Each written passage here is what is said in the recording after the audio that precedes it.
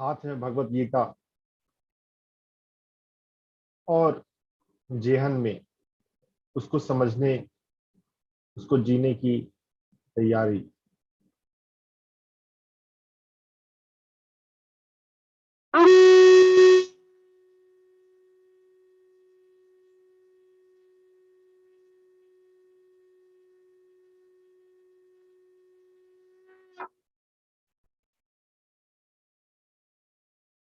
अध्याय 10, विभूति योग। विभूति का मतलब होता है स्पेशल मैनिफेस्टेशन, एक्सटेंशन। ब्रह्म या भगवान के क्या क्या स्वभाव, क्या क्या हो सकते हैं, उसके बारे में।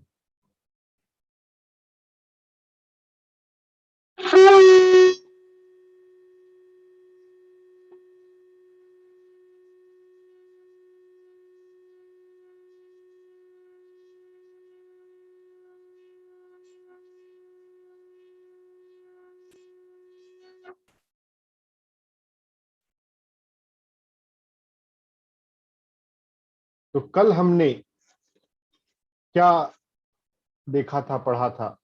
वो ध्यान है कुछ? जिन्हें ध्यान है तो चैट में टाइप करें। नहीं ध्यान है, आंख बंद करके याद करने की कोशिश करें। हमारे भीतर हम जो भी सुनते हैं वो रिकॉर्ड रहता है, चाहे हमारे वो कॉन्शियस मेमोरी में हो या ना हो। तो अगर आप थोड़ा सा समय देंगे किसी भी बात को याद करने का,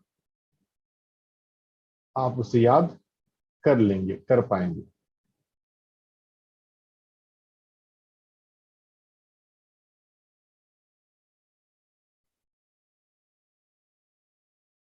जो विभूति योग है,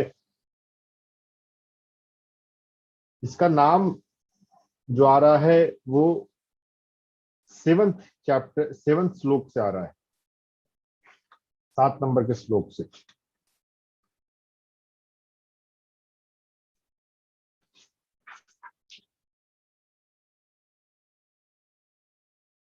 जो मेरे इस विभूति को जानता है,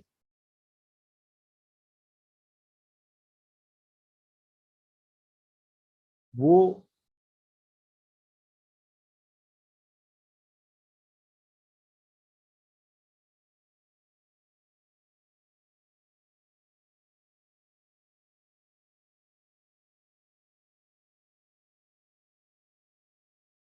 जो 20 क्वालिटीज हैं, उसका ओरिजिन हमारे भीतर डिवाइन से ही होता है। ये भगवद्गीता दशमोऽध्यायः विभूतियोगः। श्रीभगवानुवाच भूय एव महाबाहो शृणु मे परमं वचः। यत्तेऽहं प्रीयमाणाय वक्ष्यामि हितकाम्यया। न मे विदुः सुरगणाः प्रभवं न महर्षयः। अहमादिर्हि देवानां महर्षीणां च सर्वशः। यो मामजमनादिं च वेत्ति लोकमहेश्वरम्। असम्मूढः समर्थ्येषु सर्वपापैः प्रमुच्यते। 10:3 भी हमने कल देखा था। यो माम अज अनादि च वेत्ति लोक महेश्वरम। जो मुझे अजन्मा और अनादि जानता है, लोक, इस संसार के महान ईश्वर के रूप में जानता है। अजन्मा यानी कि मेरा जन्म नहीं है, और अनादि, मेरी कोई बिगनिंग नहीं है। ब्रह्म की ना तो कोई शुरुआत है और ना ही कोई अंत है। बस उसका प्रकटीकरण है स्थूल में। और इन्वॉल्यूशन एंड इवोल्यूशन, प्रकट होता है, व्यक्त होता है और फिर से अव्यक्त हो जाता है। लोक महेश्वरम, लोक का ईश्वर, महान ईश्वर। और ईश्वर, ईश्य, ईशत्व का मतलब होता है ability to regulate, ability to control. तो इस लोक के महान ईश्वर के रूप में जो मुझे जानता है, वो सभी पाप कर्मों से मुक्त हो जाता है और उसके पास कोई डिल्यूजन नहीं आता। असम्मूढ़ा, फ्री फ्रॉम इल्यूजन। बुद्धिर्ज्ञानमसम्मोहः क्षमा सत्यं दमः शमः सुखं दुःखं भवो भावो भयं चाभयमेव च। 10.4 10.5 इज इन कंटिन्यूअस। बुद्धि, ज्ञान जो नो नेगेटिव के फॉर्म में है उसको हम छोड़ दें, असम्मोह, मोह में नहीं जाना, क्षमा, सत्य, ये सभी। और 10.5 में भी आता है अहिंसा समता तुष्टिस्तपोदानं यशो यशः भवन्ति भावा भूतानां मत्त एव पृथग्विधा। मत एव पृथक विधा, मेरे अलग अलग नेचर हैं, एस्पेक्ट्स हैं। अहिंसा, क्षमता, दान, तुष्टि, तप, ये सब मेरे ही अलग अलग प्रकार हैं। तो हम जो भी कर रहे हैं, हम बेसिकली अपने भीतर डिवाइन को समझने को, जानने को या बढ़ाने के लिए कर रहे हैं। तो अगर हमें रॉ मटेरियल पता है, अगर हमें पता है कोई भी चीज कहाँ से बनती है, कहाँ से आती है, अगर हम अपने भीतर अहिंसा को बढ़ाना चाहते हैं, तो कॉन्शियसली अहिंसा को बढ़ाने के साथ साथ या उनसे ज्यादा हम अपने भीतर डिवाइन के अवेयरनेस को बढ़ाएं, डिवाइन के अंडरस्टैंडिंग को बढ़ाएं, डिवाइन को जीने का प्रयास करें। तो डिवाइन का जो एक्सटेंशन है, डिवाइन का जो प्रकट रूप है गुणों के रूप में, वो हमारे भीतर भी बढ़ेगा ही। एवरीथिंग कम्स फ्रॉम डिवाइन, ये बात समझने के लिए ये श्लोक है। महर्षयः सप्त पूर्वे चत्वारो मनवस्तथा मद्भावा मानसा जाता येषां लोक इमाः प्रजाः। अध्यात्म में सप्त ऋषि, सप्त महर्षि का जिक्र आता है। तो सप्त महर्षि और मनु, जो भी, सभी मेरे ही भाव से उत्पन्न होते हैं। यह लोक मुझसे ही उत्पन्न होता है। ये जो दिखने वाली दुनिया है, वो नहीं दिखने वाले ब्रह्म से, नहीं दिखने वाले भगवान से आया है। ब्रह्म को नहीं समझ पाते हैं तो देवता या प्रकट ब्रह्म को पकड़ते हैं। हम यहाँ पे अपरा प्रकृति, अपरा और परा प्रकृति पर हम सुन चुके हैं, समझ चुके हैं। जहां भी मध्य भाव आता है, वहां पर हम जो ओरिजिनल है, जो रियल है, जो ज्यादा बेसिक है, उसको पकड़े। ये परा प्रकृति की बात है। सभी परा प्रकृति से, सभी ब्रह्म से प्रकट होते हैं, सप्त महर्षि भी, और सभी मनु, और सभी दुनिया, लोक, और उस दुनिया में रहने वाले प्रजा, सभी मेरे ही भाव से उत्पन्न हुए हैं, जाता। एतां विभूतिं योगं च मम यो वेत्ति तत्त्वतः सोऽविकम्पेन योगेन युज्यते नात्र संशयः। एताम विभूतिम योगम च, विभूति योग, ये 10.7 में ही इसी से इस चैप्टर का नाम विभूति योग पड़ा है। इस विभूति योग को, मम, मेरे विभूति योग को, यो वेत्ति तत्वतः, जो तत्व रूप में जानता है।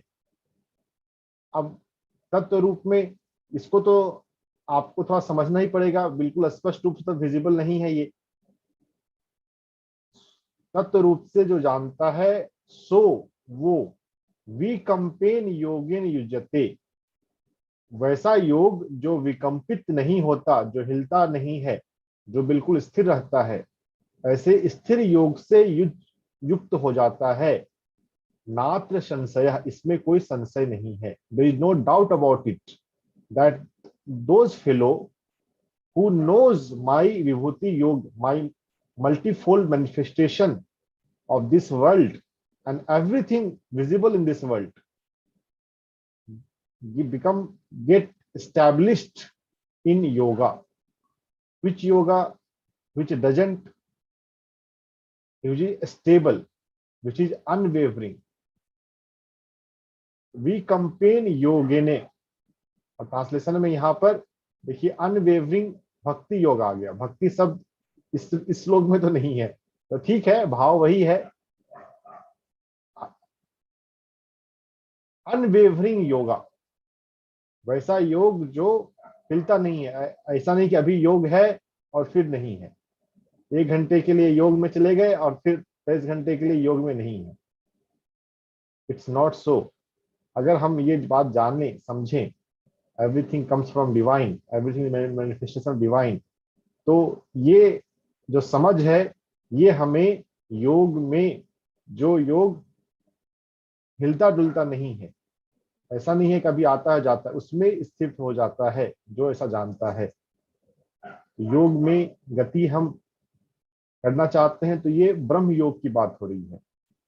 पहले तो है श्वास योग। श्वास के बाद जब हमारा मन स्थिर हो जाता है तो शून्यता आ जाती है। उस शून्यता में हम शरीर नहीं है इसका आभास होता है। फिर जब शरीर नहीं है तो हम अपनी सूक्ष्म प्रकृति, हमें अपने एस्ट्रल बॉडी, हम अपने कॉजल बॉडी से अपने आप को एसोसिएट करते हैं। फिर अपने आप को आत्मा के रूप में भी जानते हैं, आत्मयोग। और इस लेवल पर पहुंचे जब हम डिवाइन को महसूस करने लगते हैं तो ब्रह्म योग। ब्रह्म योग में स्थित हो जाएं तो फिर स्टेबिलिटी है। उससे पहले तक हम अनस्टेबल रहते हैं। अहम सर्वस्य प्रभवो मत्तः सर्वं प्रवर्तते इति मत्वा भजन्ते मां बुधा भावसमन्विताः। अहम सर्वस्य प्रभवो, अहम मतलब मैं, सर्वस्य सभी का, प्रभव उद्भव, प्रभव से मिलता जुलता शब्द है प्रभु, और प्रभव जो है वो उद्भव से मिलता शब्द है। उद्भव मतलब बनना, आना। सभी का प्रभव मुझसे ही होता है। मतः सर्वम प्रवर्तते, सभी मुझसे ही चीजें बाहर आती हैं, निकलती हैं, प्रकट होती हैं। इति मत्वा भजन्ते माम, इसको जो जानते हैं और भजते हैं। माम बुधा, बुधा बुद्धजन, जो समझदार है, जिनके पास बुद्धि है, जो बुद्धजन इसको मानते हैं और भजते हैं, जानते हैं समन्वित भाव से। भाव समन्विता, भक्ति भाव भी इसको कर दिया गया है ट्रांसलेट। समन्वित, समता से अन्वित, स्टेबिलिटी का ही एक भाव है कि फिर वो भाव जो है वो स्थिर होता है। एक बार रियलाइज हो जाए कि मैं सभी का उत्पन्न करने वाला हूं, मुझसे ही सब कुछ निकलते हैं, सब कुछ ब्रह्म से आता है, ब्रह्म से शुरुआत होता है। यह बात जानते हुए जो बुद्धजन है वो समन्वित भाव से मुझे भजते हैं। भजना भक्ति भाव में आ जाता है, लेकिन भजना का देखना और जानना भी है। जो देखते हैं, हम कैसे देखना सीखेंगे कि सब कुछ ब्रह्म से आ रहा है? हमारे पास सूक्ष्म दृष्टि चाहिए। ज्ञान दृष्टि चाहिए, दिव्य दृष्टि चाहिए, तो हमें यह सब बात समझ में आएगी। ध्यान में हम जब शून्य में उतरते हैं तो हम ऐसा क्वेश्चन रख सकते हैं, what is the origin of me, what is the origin of this universe. तो कभी ना कभी आपको ब्रह्म का अनुभव शुरू हो जाएगा। तो वो हो गया, पहले होता है देखना और फिर होता है जानना। पहले हम दूर रहते हुए देखते हैं और फिर उसको अनुभव से जानते हैं। जो जानना है, मानना और जानना, अभी हम सुन रहे हैं तो मानना थोड़ा शुरू हो सकता है, लेकिन जब अनुभव हो जाए तब हम उसे जानते हैं। तो जानना है, जानना मुख्य इंपॉर्टेंट। मच्चित्ता मद्गतप्राणा बोधयन्तः परस्परं कथयन्तश्च मां नित्यं तुष्यन्ति च रमन्ति च।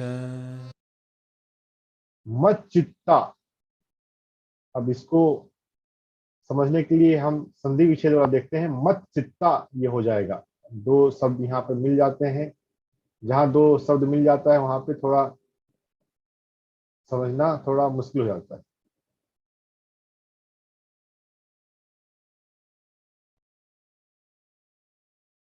हिंदी संस्कृत से ही आई है, इनफैक्ट हर एक भाषा संस्कृत से आई है। तो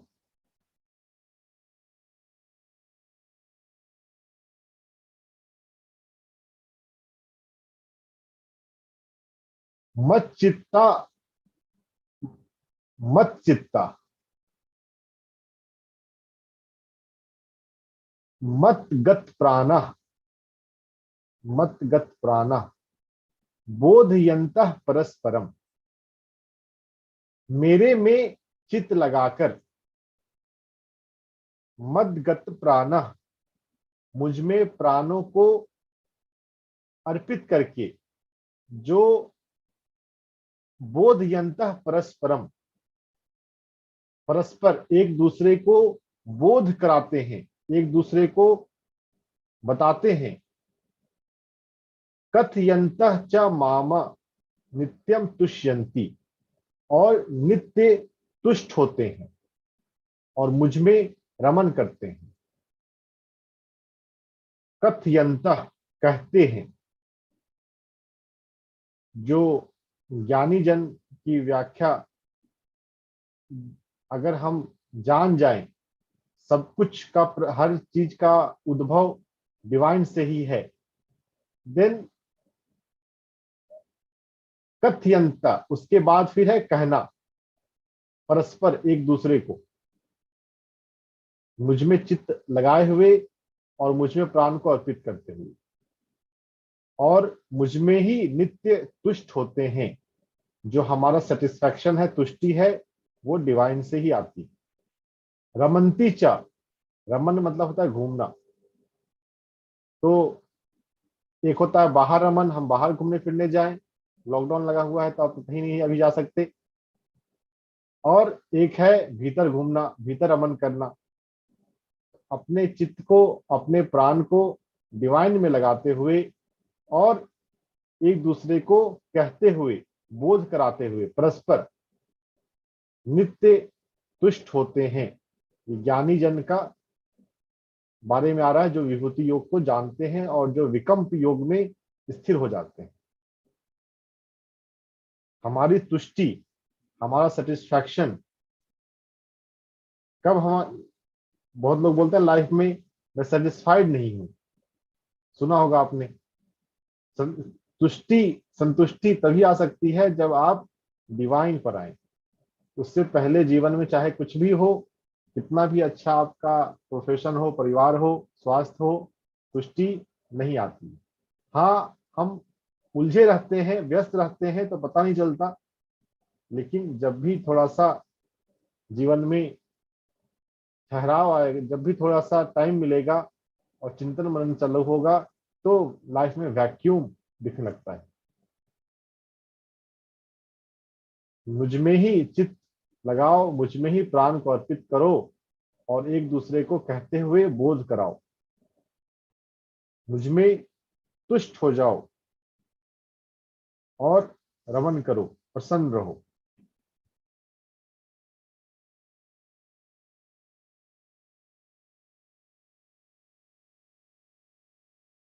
10 के बाद 10, अच्छा 10 9 हुआ। 10 तेषाम सतत युक्तानाम भजताम माम प्रीतिपूर्वकम। इस ज्ञान से युक्त रहते हुए प्रीतिपूर्वक भजन करते हैं, जो ऐसा करते हैं, ददामी बुद्धि योगम। अब देखिए, ध्यान में हमको कितनी गहराई पे जाना है उसकी बात यहां समझ। जो इस लेवल तक पहुंच गए, मुझसे युक्त हो गए, उनको मैं बुद्धि देता हूं। ददामी, ददामी मतलब देना, मैं देता हूं। आमी, अहम के बाद आता है। मैं उन्हें बुद्धि योग देता हूं। तो अब ये देखिए, अभी कौन सी बुद्धि की बात हो रही होगी कि जो जो युक्त हो गया, जिसको समझ में आ गया और वो प्रीतिपूर्वक भजन भी कर रहा है, उसको मैं बुद्धि योग देता हूं। जिस जिसको देने से वो मुझे प्राप्त होते हैं। उपयांति, उपनिषद शब्द पॉपुलर है, उससे हम मीनिंग समझ लेंगे। उपैस्यति पहले बहुत जगह पे आया था पहले। तो मेरे पास आना, मेरे पास होना। एन माम उपयांति ते, जो मुझे सतत भजते हैं प्रीतिपूर्वक, मैं उनको बुद्धि योग देता हूं। बुद्धि योग सबको नहीं मिलेगी। जो प्रयास कर रहे हैं प्रीतिपूर्वक। अब ये प्रीतिपूर्वक का क्या मतलब हुआ? क्या कोई भजन, डिवोशन अप्रीतिपूर्वक भी करता है क्या? हाँ, करता है। कब? जब कोई दुख से दुखी होता है, जब जीवन में कोई अर्थ चाहता है, मेटलिस्टिक डिजायर होता है। भगवान से भी ऐसे बोलते हैं कि ये दो, अगर हो तो तुम दो, अगर तुम दोगे तो मानूंगा, अगर नहीं दिया तो कोई भगवान नहीं है दुनिया में। लोग कंडीशन अप्लाइड करके भगवान से भी बोलते हैं। अगर 10 दिन में ये ठीक हो गया मेरे परिवार का ये सदस्य, तो फिर मैं मानूंगा कि हाँ दुनिया में तुम हो, नहीं तो मैं मानूंगा ही नहीं। तो ये भजना प्रीतिपूर्वक है क्या? ये तो कंडीशनड भजन है। तो ऐसी भक्ति से मुश्किल है मामला उसको जानने का। आया भी था पहले, 4 तरह के लोग मुझे भजते हैं। जो आर्त हैं, दुखी हैं, जो अर्थ चाहते हैं, और चौथी कैटेगरी जो थी वो ज्ञानी वाली थी। ज्ञानी वाली ही भक्ति का यहाँ पर आगे सब जगह आ रहा है अलग अलग ढंग से। तो जो ज्ञानी मुझे प्रीतिपूर्वक सतत मेरे साथ युक्त होते हैं, उनको मैं बुद्धि योग देता हूं। तो पहले तो आपका ओरिएंटेशन चाहिए डिवाइन के प्रति, देन वन एक्वायर दैट बुद्धि योग। और फिर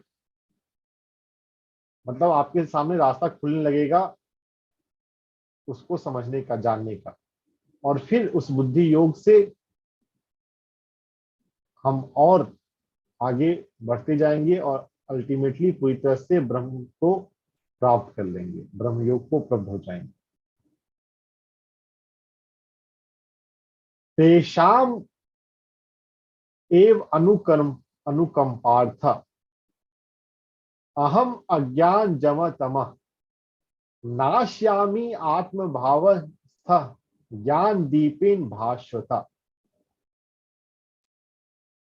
अनुकंपा मीन्स ग्रेस, कृपा।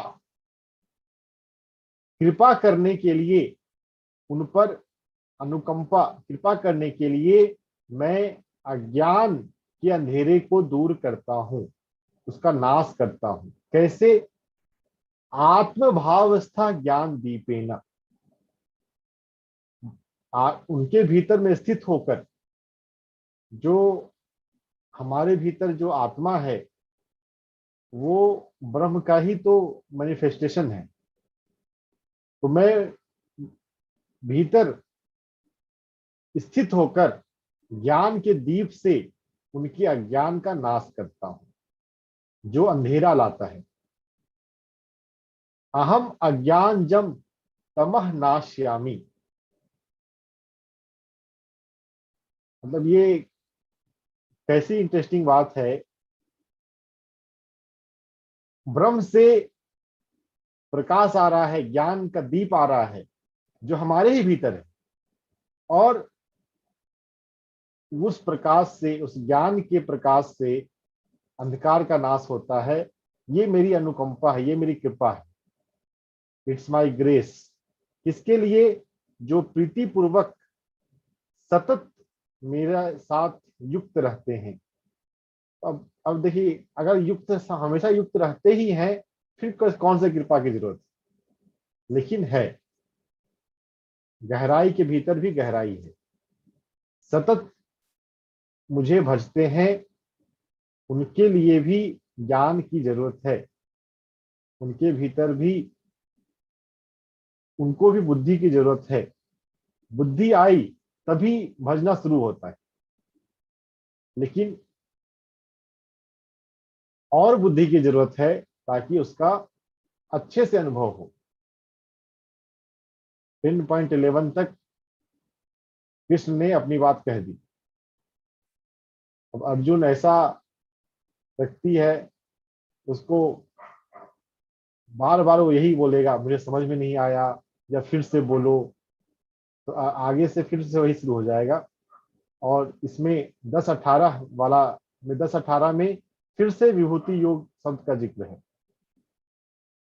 अर्जुन कह रहा है कि जो जनार्दन, कृष्ण का प्राची नाम, जो तुमने योग विभूति को मुझे बताया, उसको सुनते हुए शृण्वतो नास्ति तृप्ति, मुझे तृप्ति नहीं हो रही।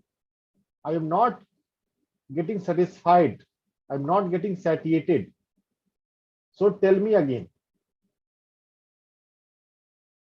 तो इसीलिए ये सिमिलर सिमिलर बात घूमती चली जाती है। कृष्ण ने अब जो बात पहले कह दी 10-11 तक, वो बात फिर से वो दोहराएंगे अलग तरीके से।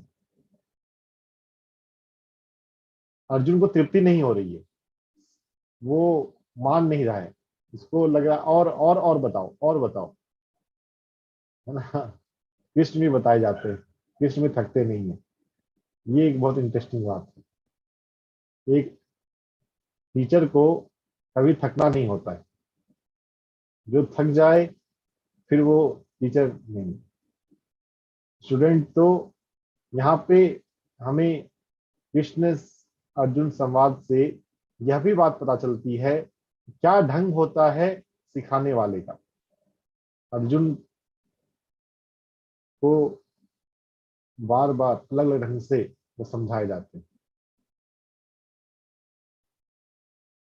ठीक है? तो भजिए, हमेशा युक्त रहिए अपने चित्त से डिवाइन के साथ, और उसको देखिए, उसको जानिए। तो आपके भीतर जितनी समझ आ गई है और समझ उतरेगी, और जो अंधेरा है वो ज्ञान के दीप से हट जाएगा। और जब अंधेरा ज्ञान के दीप से हट जाए तो हम उसे प्राप्त कर लेंगे, ब्रह्म को, ब्रह्म के साथ एक हो जाएंगे। ब्रह्म अभी तो है ही, लेकिन हमारे ऊपर, हमारे चित्त के ऊपर मन का जो एक माया है, इंद्रियों का, इंद्रियों के विषय, इंद्रियां जो है इंद्रियों के विषय में चली जाती हैं। जो मन है उसमें तमस रजस सत्व गुण आ जाते हैं, और फिर हम ब्रह्म के उपस्थित रहते हुए भी, हमारे भीतर आत्मा में ब्रह्म के रहते हुए भी हम उसको भूल जाते हैं। ज्ञान का दीप जब आएगा तो हम सतत उसके स्मरण में रहेंगे। यह बात हमें आभास रहेगी, सब कुछ उसी से आता है। हम जो भी मेहनत कर रहे हैं, जो भी हम करते हैं, करने का प्रयास करते हैं, वो करने से पहले, करते हुए और करने के बाद यह जान याद रखें, यह तो उसी से आ रहा है। तो करने से पहले याद कर लें, करते हुए भी याद रखें और करने के बाद भी धन्यवाद दें। We are not the doer, we are the medium. Bhagavad Gita पढ़ते हुए अगर हमें ये बात समझ में आ जाए तो फिर ब्रह्मयोग हो गया। लेकिन हम समझते नहीं, हम रट लेते हैं, मान लेते हैं। सिर्फ मानना काफी नहीं है, मानने के साथ साथ जानना जरूरी है, अनुभव करना जरूरी है। अगर सिर्फ मान के रखेंगे तो वो कभी ना कभी डमाडोल हो जाता है, वो कंपित हो जाता है। योग जो है वो विकंपित होना चाहिए, हिलना डुलना नहीं चाहिए। आज मान रहे हैं, आज अच्छा अच्छा टाइम चल रहा है तो मान रहे हैं, लाइफ में थोड़ा सा अप एंड डाउन हुआ तो बस हट गई सारी श्रद्धा। भगवान की दुनिया में कोई भगवान नहीं है, ऐसा बोलने लग जाते हैं। अगर योग से युक्त हुए तो फिर वो स्थिर होनी चाहिए बात। तो अभी हम योग से युक्त तो हो रहे हैं, लेकिन अभी स्थिरता चाहिए। और स्थिरता के लिए जो बुद्धि आएगी वो भी वहीं से आएगी, डिवाइन से ही आएगी। तो प्रीति पूर्वक भजते रहें, याद करने की कोशिश करते रहें, लेकिन हम याद भी जो कर रहे हैं, हम उस मन से कर रहे हैं जो टेम्पररी है। तो शुरुआत तो खैर टेम्पररी वाले मन से ही करेंगे, लेकिन जब हम ध्यान में शून्य हो रहे हैं और जो हमारे भीतर नॉन टेम्पररी है, मन का तो अंत है, मन का तो विलय है, लेकिन आत्मा का मतलब रिलेटिवली आत्मा का विलय मन के रेस्पेक्ट में नहीं है। हर जन्म में हमारे पास आत्मा है, तो उस आत्मा से जब हम जुड़ना सीख जाएंगे तो फिर वो स्थिरता आएगी। और जब पूरी तरह जुड़ जाएंगे, पूरी तरह विलय हो जाएगा, फिर तो अहम का भाव भी खो जाएगा और परा प्रकृति में हम मिल जाएंगे, एक हो जाएंगे। फिर है भी और नहीं भी। है ब्रह्म है, अहम नहीं है, मैं नहीं है। लेकिन अगर जो सृष्टि चक्र की जरूरत पड़े तो प्रकट भी हो जाएंगे। जैसे कल इवनिंग में ये सोर्स जर्नी बुक की रीडिंग शुरू हुई। अभी थोड़ा सा बेसिक इंट्रोडक्शन हुआ है, जिनको ज्वाइन करना हो सामने ज्वाइन कीजिए।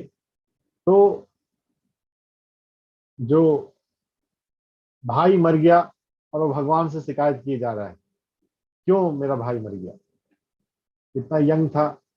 और जब प्रार्थना कर रहा है दुखी होकर, तो यूनिवर्स ने एक हेल्पर उसके लिए अपॉइंट कर दिया। Out of nowhere, out of blue, एक मॉन्क उसके घर पे पहुंच गया। उसने तो किसी गुरु गुरु को याद नहीं किया, उसने तो भगवान को याद किया, जीसस को याद किया। जीसस को याद किया, लेकिन एक इंडियन हिंदू मॉन्क, इंडियन भारतीय वेशभूषा में एक मॉन्क उसके घर में प्रकट हो गया। तो इतनी इंटरेस्टिंग बात है कि हम अलग अलग देखते रहते हैं। जीसस अलग है, कृष्ण अलग है, राम अलग है। जीसस को याद करने से हिंदू मॉन्क भी पहुंच चुके। उसको ये समझाने के लिए, ये बताने के लिए, खैर उस बुक में तो मुख्य रूप से out of body travel, astral travel के बारे में है। वो अपने भाई से मिलता है, रियलाइज कर लेता है कि हाँ, कोई कभी मरता नहीं। अलग अलग ढंग से इस सृष्टि में जो डिवाइन है वो काम करते रहता है। गीता में अर्जुन को डिटैचमेंट सिखाया जा रहा है। और जो बुक हमने कल शुरू की थी, सामने हम पढ़ेंगे, उसमें उसको उसके मरे हुए भाई से एस्ट्रल वर्ल्ड में मिला देने से उसको एहसास हो रहा है, क्या कराया जा रहा है कि कोई आत्मा मरती नहीं, कोई कहीं जाता नहीं, बस फॉर्म चेंज होता है। तो डिवाइन वर्क्स इन मिस्टीरियस वे। कई सारे उसके काम करने के तरीके हैं। अगर हमारे पास प्यास है, खोज है, तो हमारे पास रास्ता भी अपीयर होता जाएगा और वो थकता नहीं है। नहीं आपको समझ में आ रहा है, आप पूछते रहें, करते रहें, आएगा कभी ना कभी समझ में तो आएगा। अर्जुन को भी तुरंत बात समझ में नहीं आ गई थी, तो जल्दबाजी ना करें आप। ठीक है, समझ में नहीं आए, भगवद गीता समझ में नहीं आती, इस पर ध्यान करें, संस्कृत के शब्द को पढ़ें और उससे मनन करें। चलिए, आज हमने जो 11 तक देखा, कृष्ण की जो बात थी, 1 से लेकर 11 तक, कोई एक श्लोक चूज कीजिए, हम उस पर आज ध्यान करते हैं। मैं आज आपको श्लोक पर ध्यान कराता हूँ। श्लोक को हम पढ़ेंगे, उसको देखते रहेंगे और फिर आंख बंद करके उसके भाव में जिएंगे। बताइए, चैट में टाइप कीजिए आप, कौन सा श्लोक पे हम ध्यान करें। आनापानसति ध्यान नहीं, आज श्लोक पर ध्यान। ठीक है, ध्यान तो शून्य होने का तरीका है, जुड़ने का तरीका है। हम कई ढंग से शून्य हो सकते हैं। ध्यान, आनापानसति सबसे आसान विधि है, सबसे पावरफुल विधि है, इसलिए हम उसका प्रयोग करते हैं, लेकिन कई ढंग से कर सकते हैं। 4.5 पे मत जाइए, हम विभूति योग में हैं, हम इसी में रहें। 10.8, 10 और 9, 8, 9, 10, इन तीनों पे, तीनों का ही बारे में आ गया है। बताइए, अब बहुमत किसी को तो नहीं मिले तब फिर उस पर जाऊंगा मैं। डेमोक्रेसी का जमाना है, भारत एक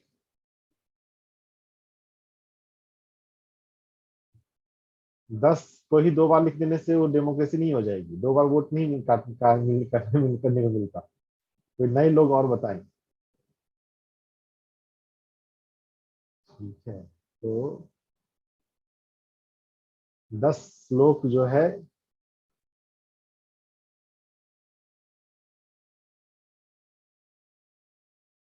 8, 9, 10 ये तीनों का आ रहा है ना। 8 है, अहम सर्वस्य प्रभवो मतः सर्वम प्रवर्तते इति मत्वा भजन्ते माम भाव बुद्धा भाव समन्विता मत चित्ता मत गत प्राण बोधयन्ते परस्परम कथयन्ते च मामा नित्यम तुष्यन्ति च रमन्ति च। 10 वाला ही हमारे साधक के लिए ज्यादा हमें हेल्प करेगा। सब अच्छे हैं, 10-10 पे हम ध्यान लगाएंगे। ध्यान लगाने का मतलब क्या, जिनकी संस्कृत अच्छी है वो तो डायरेक्ट ओरिजिनल वाला पढ़ लें, जिनकी संस्कृत उतनी अच्छी नहीं है वो संधि विच्छेद वाला पढ़ें। संधि विच्छेद पढ़ते हुए इसका जो मीनिंग है उसको थोड़ा सा हम अपने जेहन में डाल लें और हम प्रार्थना करें ब्रह्म से, परा से। जो ब्रह्म को नहीं पकड़ सकते हैं, नहीं समझ सकते हैं, तो कृष्ण से, या फिर जिनको मूवी देखने में इंटरेस्ट है, सिर्फ हीरो नहीं चाहते, डायरेक्टर भी चाहते हैं, तो वेद व्यास से, कृष्ण से और वेद व्यास से, या तो दोनों से या किसी एक से। तो आपके पास 4 ऑप्शन है, या तो आप परा से, परा ब्रह्म से करें, कृष्ण वेद व्यास से प्रार्थना करें, या नहीं और कुछ हो तो सिंपल आप डिवाइन से करें कि मुझे इस श्लोक का मतलब भीतर से, अपने अंतरतम से समझ में आए। अब कोई एक रीडिंग कर दें, हम रीडिंग करना भी सीखें। कौन रीडिंग करेंगे, अपने हैंड को रेज करें। वैशाली जी करेंगे रीडिंग आप? हाँ सर, 1 मिनट। तेषां सततयुक्तानां भजतां प्रीतिपूर्वकं ददामि बुद्धि योगम तम येन माम उपान्ति ते। तेषां सततयुक्तानां भजतां प्रीतिपूर्वकं ददामि बुद्धियोगं तं येन माम् उपयान्ति मित्ते। तो खुली आंखों से इस श्लोक को, इसके शब्द को देखते रहें, इसके भाव सतत युक्त रहते हुए भजना, प्रीतिपूर्वक भजना, जिससे बुद्धि योग की प्राप्ति होती है डिवाइन से।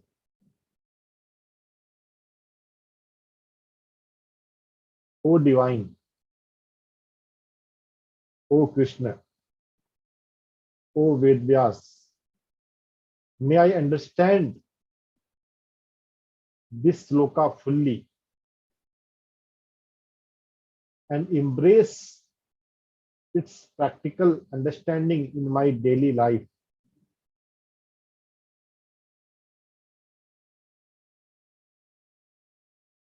पहले कुछ सेकंड आंखें खुली रखें और उसके बाद फिर आंखों को बंद कर लें।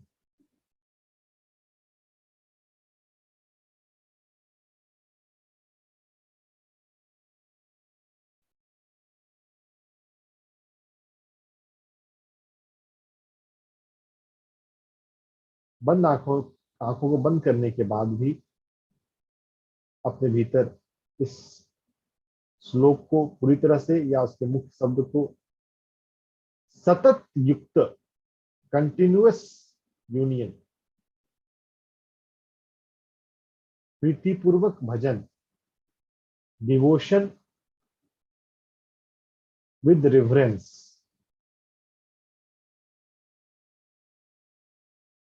devotion not for seeking some materialistic benefit, devotion not out of suffering, but devotion with reverence, with love, remembering with love.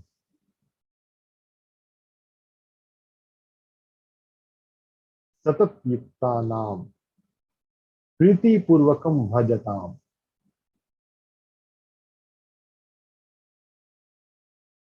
अपने आप को बिल्कुल रिलैक्स रखें, लूज।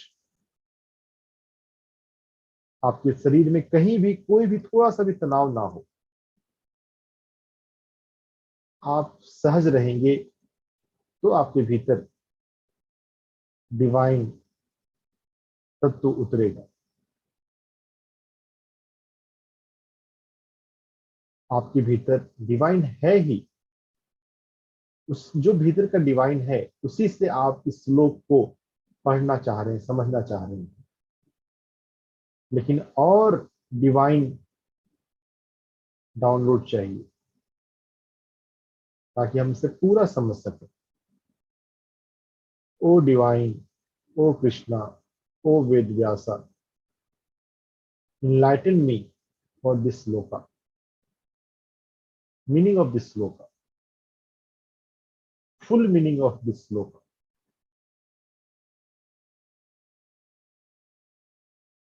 मैं कैसे ब्रह्म योग को प्राप्त करूं,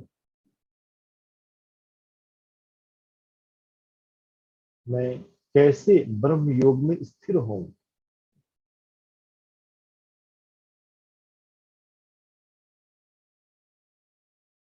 मैं कैसे तुम्हारा भजन करूं, प्रीति पूर्वक स्मरण करूं। Enlighten me, मेरे चेतन बुद्धि में वो ज्ञान भर दो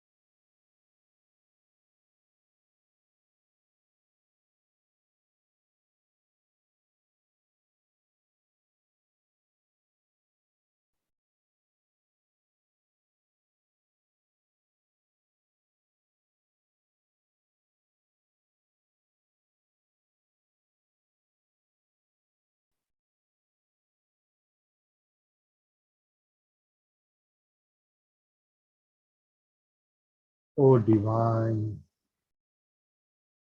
fill me with your wisdom. May I feel your presence in every moment, in everything, in every person. May I love you with reverence constantly. May I feel you constantly. May I attain you fully.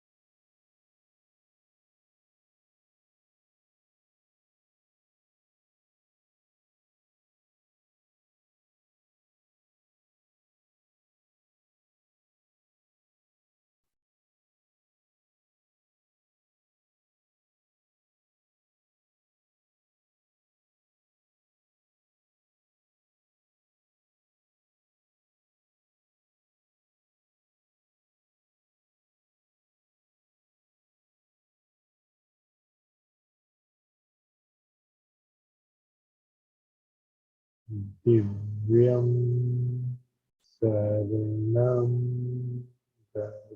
Gacchami.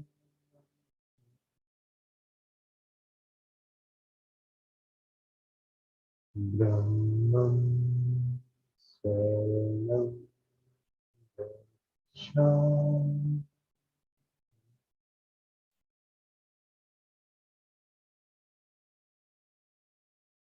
हम divine को समझते हुए उसकी शरण में जाएं। हम ब्रह्म योग से युक्त होते हुए ब्रह्म भाव से भर जाएं। दिव्य भाव मेरे भीतर, मेरे बाहर, हर जगह ब्रह्म ही है।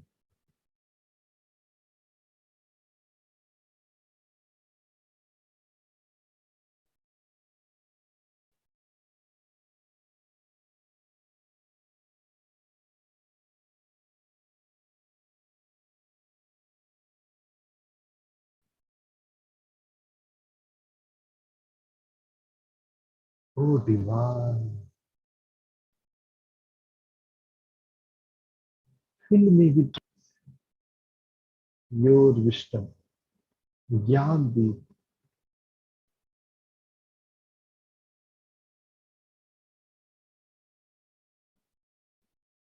मैं इंद्रियों के विषय में ना जाऊं, मैं मन के त्रिगुण में ना फंसूं, मैं सतत तुम्हारे स्मरण में रहूं।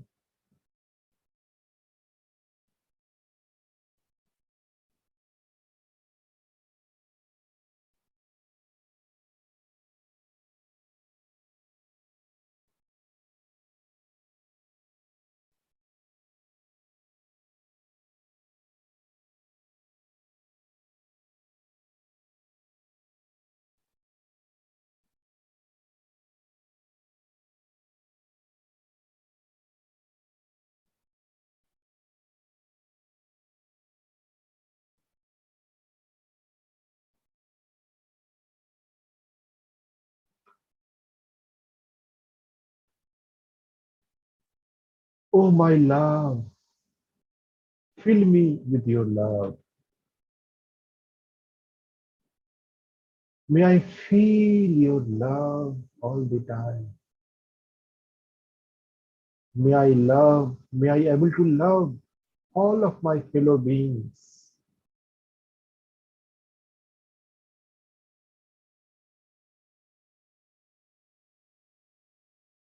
दिव्यता प्रेम है। अगर ब्रह्म को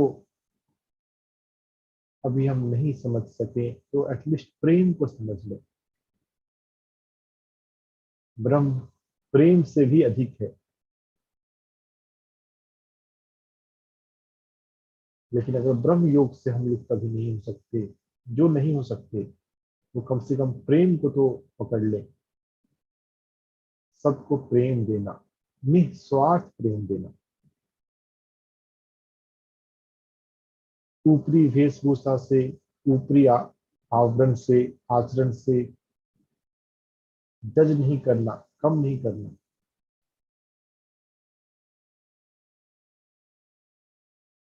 द्रव्य, फिजिकल ऑब्जेक्ट से प्रेम, स्माइल से, अपनी वाणी से प्रेम और प्रार्थना से प्रेम।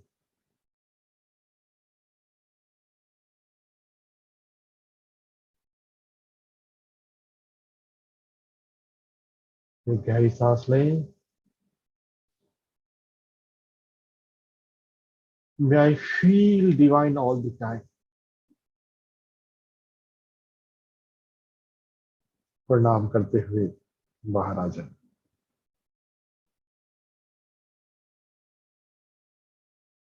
अपने चेहरे को, आंखों को सहलाएं।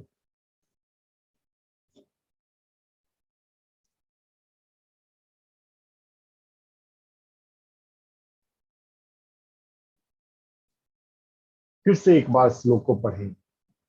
तेषां सततयुक्तानां भजतां प्रीतिपूर्वकं ददामि बुद्धि योगं तं येन माम् उपयान्ति ते।